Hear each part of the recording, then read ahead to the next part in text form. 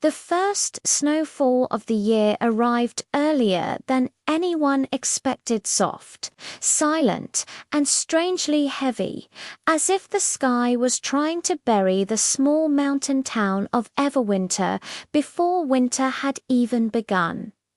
At first, people welcomed it. Children laughed, parents took pictures, and neighbors greeted one another with steaming mugs of cocoa on their porches. But by the third day, the snow no longer felt welcoming. It felt watchful. On that third morning, 16-year-old Mira Hale stood at her bedroom window, staring out at the yard where an unfamiliar snowman stood when she did not build. It was tall, far too tall, with a round head carved perfectly smooth and two hollow dents where eyes should have been. The snow around its base looked disturbed, as if something had been dragged there. She called out for her younger brother, Evan, half expecting him to be the culprit. He loved pranks, harmless ones, usually, but Evan insisted he hadn't made the snowman. Their mother confirmed it too, busying herself in the kitchen as if pretending not to notice how unsettled her children felt. Myra couldn't explain it, but something about the snowman made her stomach twist. Maybe it was the way the light hit its surface, making it look less like snow and more like compacted ice. Maybe it was its long, human-like shape beneath the layers. Or maybe it was the faint impression that its head was tilted just a little more toward her window every time she looked. That night, the house felt unusually cold. The heater hummed, yet Mira couldn't shake the chill creeping under her skin. Evan was restless too, knocking on her door just after midnight. "Did you hear that?" he whispered. "Hear what?" Crunching, like someone walking in the snow. Right outside, Mira forced a shaky laugh. Probably a raccoon. But when Evan went back to bed, she peeked through her curtains. The snowman was gone. Only a deep, narrow trail was left behind leading toward the house. The next morning, their mother found nothing unusual in the yard and brushed off Mira's story as stress from exams. But when Mira walked to school, she noticed other yards had snowmen, two identical ones, tall, smooth, faceless, watching. Her best friend Jonas confirmed something even stranger. "They weren't there yesterday," he said, lowering his voice. "My mum said she thought she heard someone talking outside last night. But when she looked, no footprints. Just one of those things staring at the house." By afternoon, the air felt heavier, the sky grayer, and the snowfall thicker, almost suffocating. Students whispered rumors about the snow watchers, while teachers tried to distract everyone from the growing tension. But Myra knew something wasn't right. That evening, when she returned home, she found Evan standing at the living room window, pale as frost. "What's wrong?" she asked. He pointed outside. There, standing alone in their yard, was the snowman's head, no longer faceless. Two dark holes now stared directly into the house, and the mouth along jagged lines seemed to be smiling. Everwinter had always been a quiet towner place where people kept their curtains closed early and their secrets even earlier. Myra had grown up with the unspoken rule that certain things simply weren't discussed. Not her father leaving without explanation 2 years ago. Not her mother's sudden insomnia. Not the way the wind sometimes carried voices that weren't quite voices. But the snowmen, these snowmen made those old secrets feel louder. In the days following the first appearance, Mira noticed how quickly her family unraveled. Her mother, usually calm and collected, grew strangely irritable, jumping at the smallest sounds. She kept pacing the hallway at night, muttering to herself as if trying to remember something important. Evan barely slept at all. But when he did, he woke up trembling. "They're talking to me," he whispered to Mira one morning, eyes rimmed with fatigue. "Who? The snow," it whispers. Mira wanted to dismiss it, to blame nightmares or school stress. But she couldn't. Not when she'd begun hearing things, two soft murmurs outside her window that vanished the second she strained to listen. At school, Jonas noticed her hollow stare. "You look like you haven't slept in a week," he said, trying to lighten the mood. "Have you?" Mira shot back. He hesitated.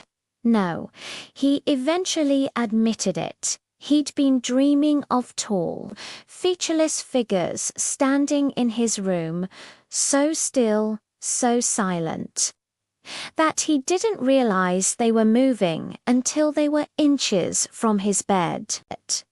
He woke up frozen, unable to scream. Sure, he heard snow crunching just outside his window, but what scared him more wasn't the dream. It was waking up to find condensation on the inside of his window in the shape of a handprint. The whole town seemed caught in a strange fog of dread. People avoided walking alone. Teachers flinched at the sound of shovels scraping pavement. Parents insisted their children stay indoors, claiming it was for safety, though no one explained why. Mira and Jonas began digging into local folklore, hoping to find anything that resembled what they were experiencing. Old newspapers mentioned the Everwinter Watchers, a myth about spirits that followed people home during heavy snowfalls, drawn to secrets and fear.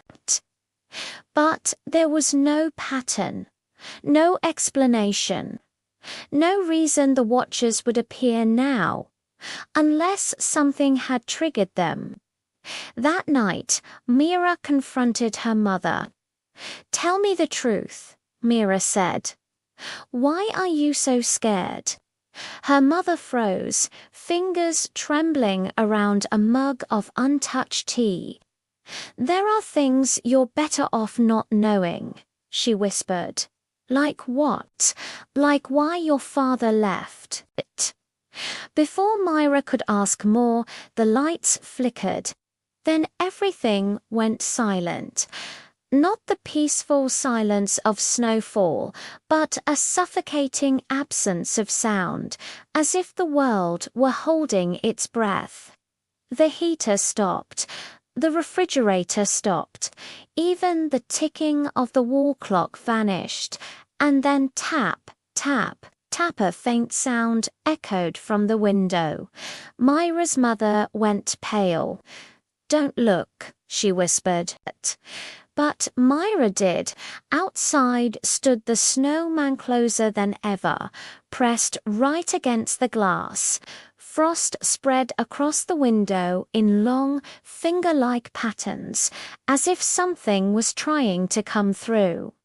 Its newly carved smile was wider, and this time Mira could swear its head tilted, slowly, deliberately, towards her. The dread deepened, and Mira realized the snowmen weren't just watching, they were waiting. By the end of the week, Everwinter felt like a town under quiet siege. The snowfall grew thicker, the air sharper, and the sense of being watched pressed on Myra's chest like an invisible weight. The snowmen, those tall, faceless sentinels, appeared in more places now, outside the grocery store, by the school entrance, lined along the road like silent warnings. But not everyone believed. Sammy, a classmate known for debunking ghost stories, was convinced the whole thing was a case of mass hysteria. It's just people messing around. He insisted to Mira and Jonas. Someone builds one snowman. It goes viral on Everwinter's local forum, and suddenly everyone's seeing shadows and whispering snow. Humans panic fast. Mira wanted to agree. She needed to agree. But the things happening in her home weren't pranks. That afternoon, Sammy marched to Mira's house, determined to prove the snowman theory wrong. But the moment he stepped through the door, he paused. "Your house feels strange," he muttered. Mira exchanged a glance with Jonas. "Welcome to our nightmare," as they moved through the living room. A cold draft swept past them. The front door slammed hard, though no one was near it. Sammy jumped, but tried to laugh it off. "Old houses do that," he muttered. "Not when the air is perfectly still," Jonas replied. Mira led them upstairs to show the strange frost patterns spreading across her window pane. But when they entered her room, everything was different. On her desk, carved crudely into the wood, as if scraped by something sharp, was a single word. "Listen," Sammy's smirk crumbled. "Okay, that's creepy." Before Mira could respond, her bedroom door creaked closed behind them. Evan's voice echoed from down the hall. "Mira, Jonas, are you guys up there?" But his voice sounded wrong, farther away than it should be, muffled, almost as if it were coming from outside rather than inside the house. Mira opened the window and scanned the yard. Evan wasn't there, but the snowman was closer again, standing almost directly beneath her window. As she stared, a shiver crawled up her spine. "Guys," she whispered, "it moved again." Sammy swallowed hard. "No, someone's moving them. Has to be." But Mira noticed something he didn't. The snow around its base was undisturbed. No footprints, no drag marks, nothing but untouched powder. That night, their mother finally snapped. "I heard them," she confessed over dinner, voice trembling. "Voices outside. They were calling my name. And Mira, I think they want something from us." The house seemed to react to her fear. A low groan came from the walls. The lights dimmed, flickered, then steadied. Myra's heart pounded as the atmosphere thickened, as if the house itself were holding in a secret it could no longer contain. Later, unable to sleep, Mira crept into the attica place she'd always avoided. Something compelled her, pulling her upward with a mix of dread and curiosity. She rummaged through old boxes until she found something that didn't belong, a dusty leather journal wrapped in brittle twine. Her father's handwriting sprawled across the front. "If the Watchers return, do not trust the snow." Mira froze. On the next page, a date was scrawled the same week he disappeared, and beneath it, smeared in faded ink, A final message. They come for the secrets we bury. And our family has buried more than most. Mira barely slept after discovering her father's journal. The words burned through her mind like frostbite. They come for the secrets we bury. Every creak of the house, every whisper of wind against the siding made her tense. The watchers weren't just snowmen. They weren't random. They were connected to her family, woven into a history her mother refused to speak about. By the next night, the haunting was no longer subtle. It began with soft footsteps echoing through the hall at 2:13 a.m. Not hurried footsteps, but slow, deliberate ones, like someone pacing just outside her bedroom door. Mira froze under her blankets, heart pounding. She reached for her phone, but the screen stayed black, refusing to turn on. A breathy voice drifted through the crack under her door. Mira.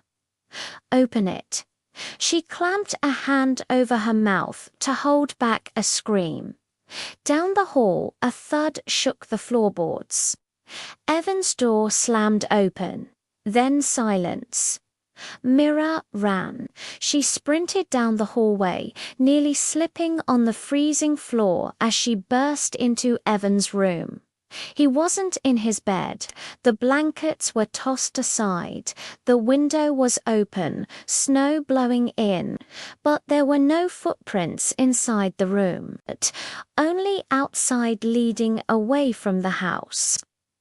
Mira, Jonas, and Sammy had arrived minutes earlier, panicked after receiving garbled voice messages from her. Jonas grabbed her shoulders. "Where's Evan?" "He's gone," she choked out. They took him. A sudden crash erupted from downstairs. The three of them bolted to the living room. All the framed photos on the walls lay shattered on the floor, every picture containing her father. S' face had been violently cracked. Snow drifted in through the fireplace, impossibly, as if pulled inward by an unseen force. Then the lights went out. Total darkness swallowed the room. Footsteps surrounded them, not from one direction, but all around, circling like predators in the dark. Sammy fumbled for a flashlight app, but his phone flickered and died. Mira, a voice drifted from the darkness. Her father's voice, but rung, too distant, too hollow, as if echoing from a deep cavern. "Come outside. It's time you knew the truth." Myra's breath caught. "Dad." Jonas grabbed her arm. "No, that's not him." The front door creaked open on its own. Cold air spilled in.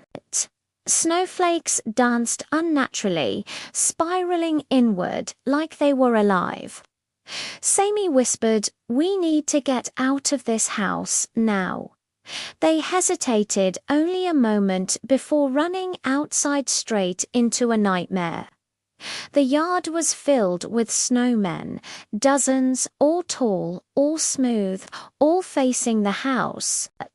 But one stood apart from the others, larger, its features sharper, its head carved into a distorted, almost human expression, and wrapped around its arm like a scarf was something striped and familiar. Evan's winter hat. Mira stumbled forward, horror seizing her lungs. Evan, the giant snowman's head turned, not tilted this time, but fully rotated toward them, cracking loudly as it moved. A mouth opened in the eyes, slow, deliberate, and a voice that wasn't human whispered, "One more secret, Mira. And then we come inside." The ground beneath them trembled. Something moved beneath the snow fast, burrowing toward them. Closer, closer, then, just inches from Mira's feet, a pale hand shot up through the snow and grabbed her ankle. The watchers had finally reached her. The hand around Mira's ankle was ice-cold, too cold to belong to anything living. She screamed, stumbling backward as Jonas and Sami yanked her away.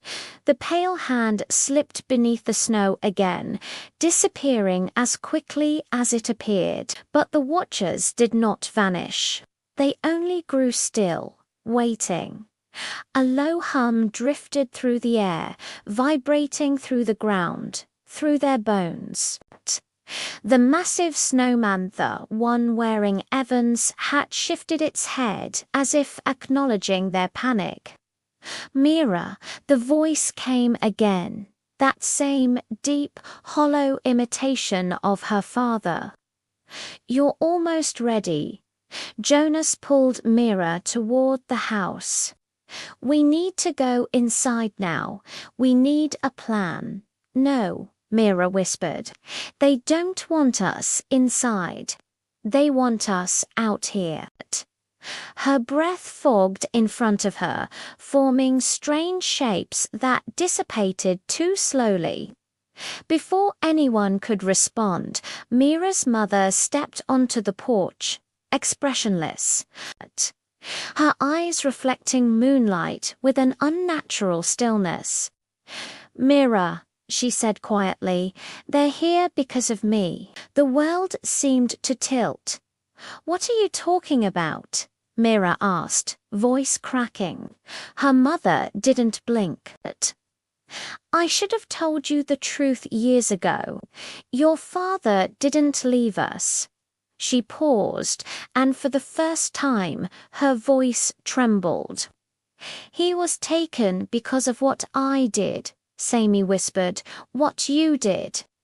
The snow around them began to settle, pressing down with suffocating silence.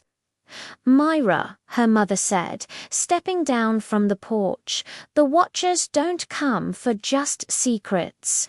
They come for bargains." A coldness unlike any other crept through Mira's spine. Bargains. When you were born, you were different. You saw things, heard things. The watchers noticed you even then. "I begged them to leave you alone." Her voice cracked. "They said they were deaf. I offered them something else." Mira's stomach twisted. "Mum, what did you give them?" The watchers all tilted their heads, synchronized, as if savoring the moment.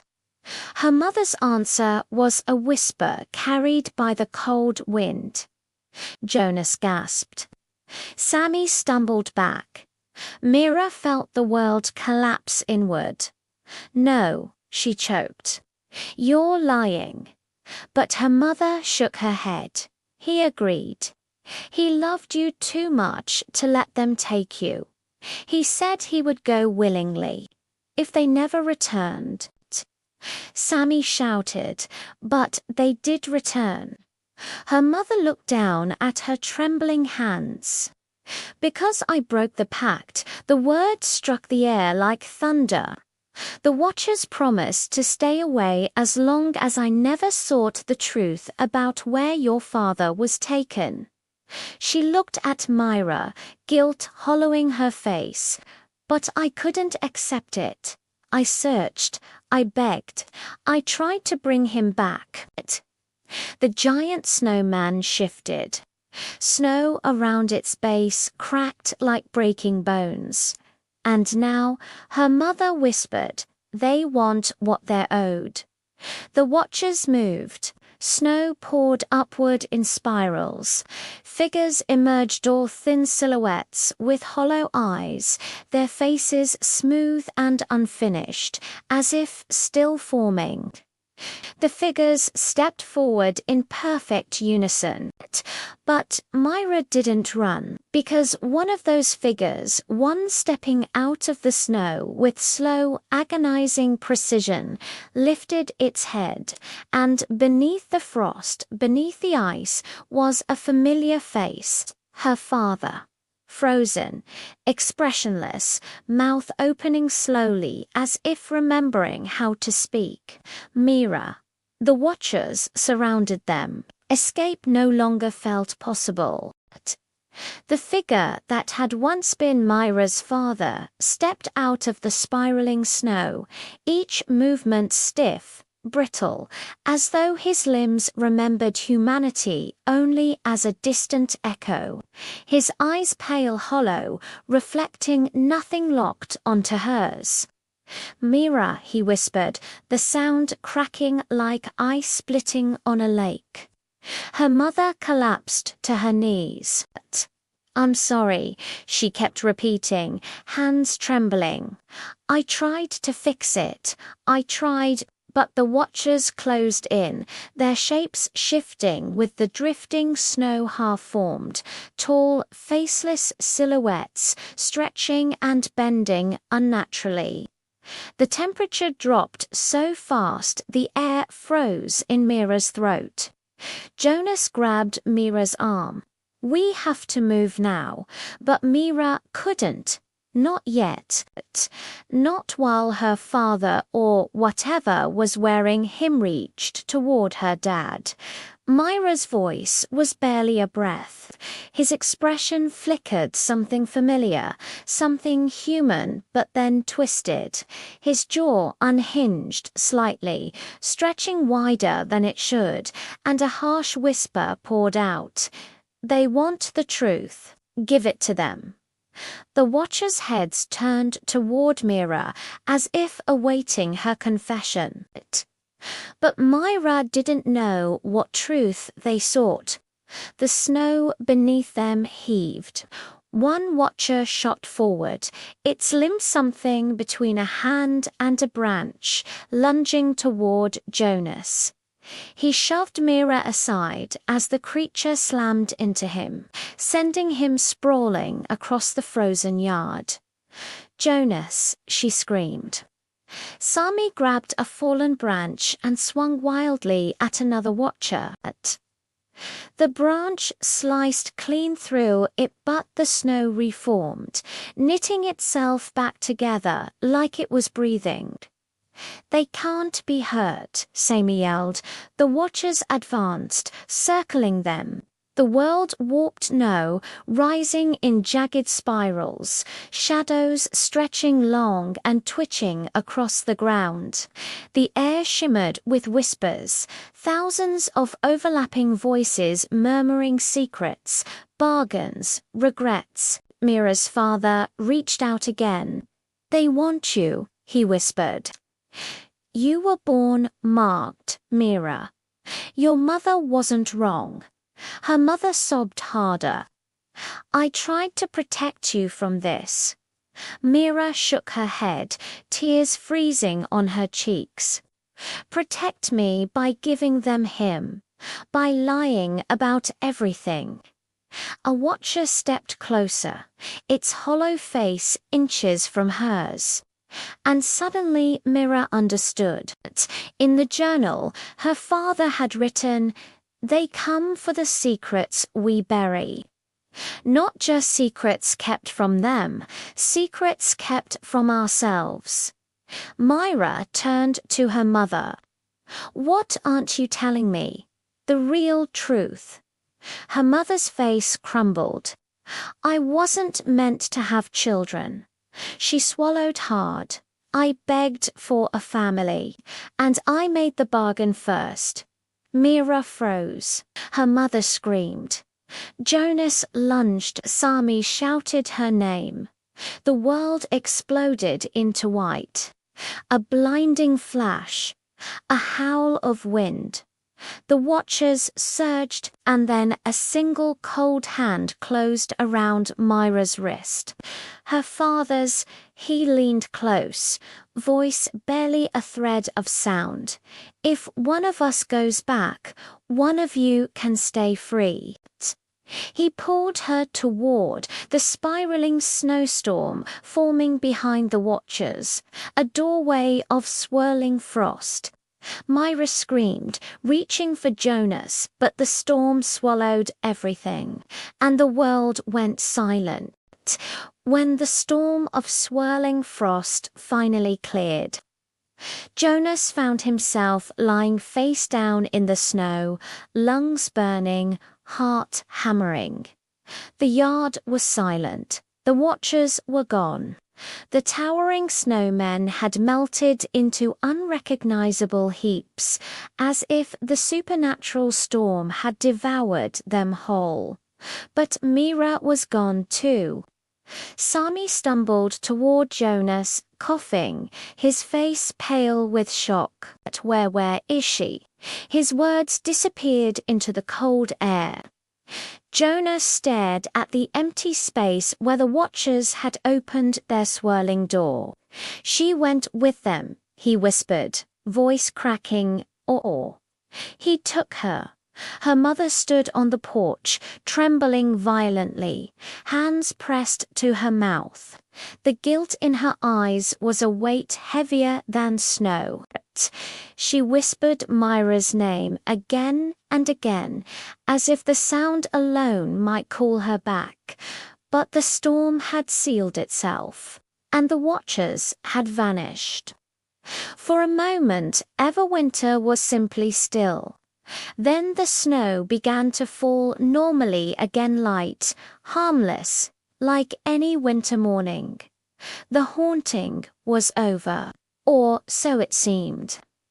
In the days that followed, Everwinter slowly returned to its routine. The townspeople stepped outside again, shaking off their fear as though waking from a bad dream. The identical snowmen disappeared. No new ones appeared. The town quietly agreed not to speak of what happened, but the silence was not relief. It was denial. Mira's mother was never the same. She packed away her husband's things, not because she wanted to forget, but because she finally understood the price of secrets. Every night she lit a candle by the window, a soft, flickering beacon for the daughter and husband she had lost. Sami left Everwinter a week later. He told people he needed a fresh start, but Jonas knew better. Sami had seen something in those watchers, something that broke his certainty and logic, something he refused to face again. Jonas stayed. Someone had to remember. He visited Mira's house often, checking on her mother, helping with small chores, pretending everything was okay. But late at night, when he couldn't sleep, Jonas replayed the moment Mira had vanished into the spiraling gateway of frost. The way her father, half ice, half memory, had looked at her. The sacrifice in his hollowed eyes. And the way Mira had reached back toward him, not in fear, but in understanding, because she'd realized something in that moment, something Jonas didn't know, but felt in his bones. The Watchers didn't just take, they traded. They bargained, and sacrifices could be rewritten. On the 7th night after the incident, Jonas passed Mira's house during a snowfall. The candle in the window flickered. The streets were quiet. Then he froze. A single snowman stood in the Halle yard, not tall and faceless like the Watchers. Smaller, human-shaped, with a scarf tied gently around its neck. the same scarf Mira always wore, and carved into the snowman's chest, written in smooth, careful strokes, was a single word. Remember, Jonas backed away, heart pounding, but not from fear, from hope, because the snow around the figure was undisturbed. No footprints, no signs of something approaching the house, only the snowman, appearing where nothing else had been. The curse was gone, but the connection wasn't. Mira was out there somewhere caught between worlds, or perhaps walking in one Jonas could no longer see, and she had left one message behind. Some secrets destroy you, others save you, but none should ever be buried in the snow.